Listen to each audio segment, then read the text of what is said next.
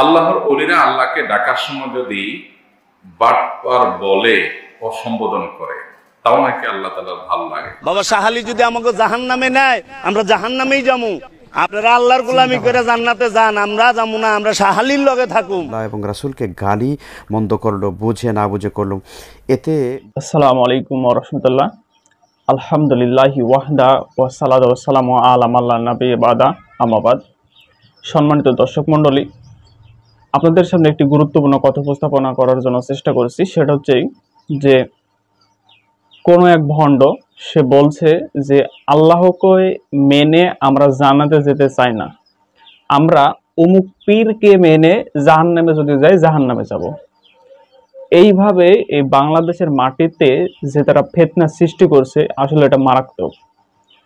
আল্লাহ তাআলার শানে অপমান করা হয়, সোজাসুজি মিডিয়ার সামনে, জনসম্মুখে, মানুষের সামনে ভেবে বলছে যে আল্লাহকে মেনে আমরা জান্নাতে যেতে চাই না, আমরা শাহালিকে মেনে বা তাদের একজন পীরকে মেনে যদি জাহান্নামে যেতে হয় তারা জাহান্নামে যেতে রাজি।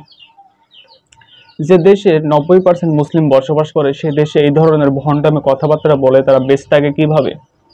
যেখানে ইসলাম বলছে যে কোনো মানুষ যদি আল্লাহর সামনে অপমান করে, সরাসরি আল্লাহকে অপমান করে, তাহলে তাকে 3 দিন সময় দিতে হবে যে তওবা করো। যদি 3 দিনের মধ্যে তওবা করে ফিরে আসে তাহলে তাকে ছেড়ে দিতে হবে, আর যদি না আসে তাহলে রাষ্ট্রের দায়িত্ব হচ্ছে তাকে হত্যা করতে হবে। অবাক হই, এ দেশের মাটিতে হিন্দু কথা বলতে পারে, অমুসলিম কথা বলতে পারে, একজন মুসলিম সত্য কথা বলতে পারে না। মুসলিম মিথ্যা কথা ছড়াচ্ছে বিভিন্নভাবে, সেদিকে আমাদের কারো কথা নেই। একজন মুসলিম সত্য কথা যখন মানুষের জন্য উপস্থাপনা করছে তখন তার ফাঁসি হচ্ছে, শুলি হচ্ছে, জেল হচ্ছে। দুঃখিত, আমরা আসলে আন্তরিকভাবে দুঃখিত। এটা খুবই বেদনাদায়ক, কষ্টদায়ক বিষয়। কিভাবে বলতে পারে যে আল্লাহকে মেনে যদি জান্নাতে যাওয়া যায়, যাক, আমরা শাহালিকে মেনে জাহান্নামে যাব? এই ভরাসম কিভাবে আল্লাহকে কটূক্তি করা বা আল্লাহ সুবহানাহু ওয়া তাআলার শানে এভাবে অপমান করা আসলে নিন্দনীয়। আসুন আমরা নিজের চোখে দেখি বিষয়টা। বাবা শাহালি যদি আমাকে জাহান্নামে নেয় আমরা জাহান্নামেই যাবো।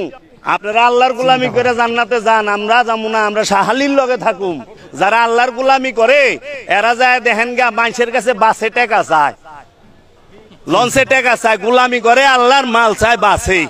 হাজার মানুষ রোজা করতেছেন, রোজা কি এর করেন? পবিত্র হওয়ার জন্য। সালাত কি এর করেন? পবিত্র হওয়ার জন্য। সালাত আর সিয়ামের মাধ্যমে নফস পবিত্র হবে, খান্নাস মুক্ত হবে নফস। যাহারা মুসিবতে থাকে তারা যেন মাওলা আলীর কাছে সাহায্য চায়। আল্লাহর ওলিরা আল্লাহকে ডাকার সময় যদি বাটপার বলে ও সম্বোধন করে তাও নাকি আল্লাহ তাআলার ভালো লাগে। নাউযুবিল্লাহ। দেখুন, এগুলো মূর্খতা, এগুলো জাহালত।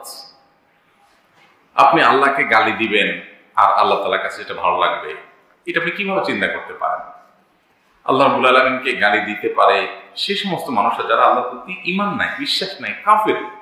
ঈমানদার কিভাবে আল্লাহ তাআলাকে এরকম একটা শব্দ বলতে পারে? নাউযুবিল্লাহ। এবং রাসূলকে গালি মন্দ করলো, বুঝে না বুঝে করলো, এতে বড় গুনাহ কি মাফ হয় বা ইসলামে ফিরে আসার তাদের কি সুযোগ আছে? না, সুযোগ আছে, এটা আমাদেরকে মনে রাখতে হবে। কেউ যদি আল্লাহ এবং আল্লাহ রাসূলকে গালি দেয় তাহলে ইয়াতে এসছে, ফিকহের মূল বিষয় হচ্ছে যে ইউস্তাতাব, অর্থাৎ তাকে তওবা করতে বলা হবে। জি, সে যদি তওবা না করে তাকে 3 দিন সময় দেওয়া হবে, তারপরে সে যদি সেটা না করে তাহলে মুরতাদের শাস্তি তার উপর আরোপ হবে। মান বাদদালা দীনাহু ফাকতুলুহু।